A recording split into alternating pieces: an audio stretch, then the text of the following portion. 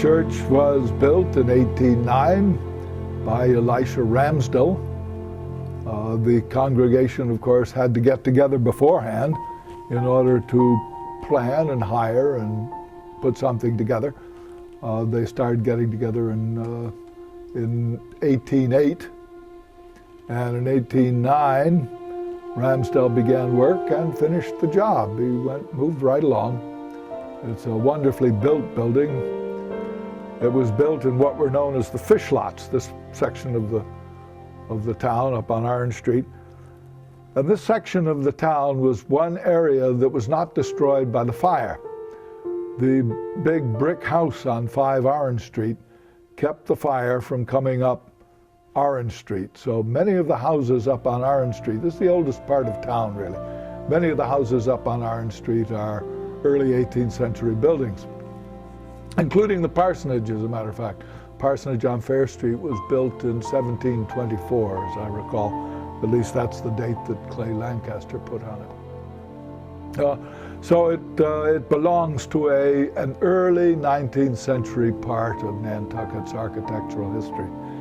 It's the oldest of the big churches on the island. The old North Vestry is older, but this is the first of the big churches that was built. The others, the North Church, I think, was 1834, and the Methodist, 1837, in that vicinity.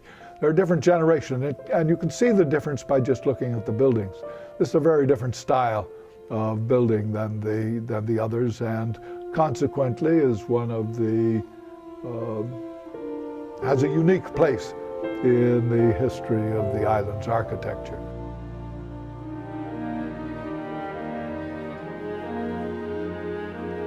In the 1830s, the congregation spent a lot of money on the church. They renovated upstairs, they had the walls painted with the trompe-l'oeil painting by Wente.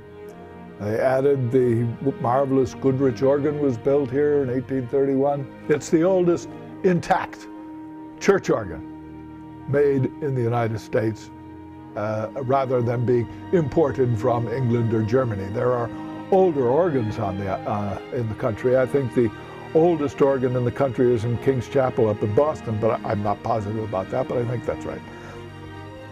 But this was made by William Marcellus Goodrich in 1831, and it was built right here in Nantucket and installed as it was being built. It was built where it now stands. It's been added to since. We've had some extra stops put in other words, added pipes and things like that. But the original organ and the case are still essentially intact. John Fesperman, who was the curator of musical instruments at the Smithsonian, was a summer visitor to Nantucket for many years, gave several concerts on the church, on the organ upstairs, and was very interested in it, and told me if the church ever decides to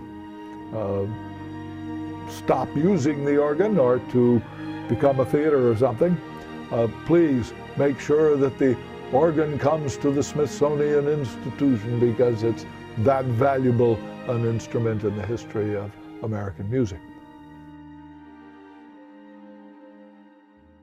How has it impacted my life? Well, it's been my career, I suppose. That's been my major endeavor in my professional life, has been as minister of the Unitarian Church. And of course, that has had a great impact on my life. Goes without saying what that impact is. My predecessor, Brainerd Gibbons, went on vacation, as ministers occasionally do, in 1970, in the fall of 1970. And the congregation asked me if I would fill in for him while he was on vacation. He did the same thing again in 1971, and I filled in again in 1971. And then he suddenly retired, starting in January of 1972. And they asked me if I would fill in until They got somebody permanently, and so I filled in until 2000. I think it is a kind of unique rallying point for the community. If you, it serves in a way that other buildings do not serve on the island.